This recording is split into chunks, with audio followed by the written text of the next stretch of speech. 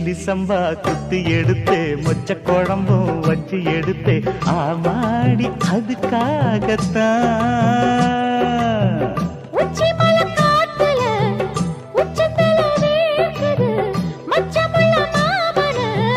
மல்லக்கட்ட பாக்குது பக்கம் வந்து வருசி பார்க்கவா பந்தி வச்சு பசிய தீக்கவா கிச்சிலி சம்பா குத்தி எடுத்தே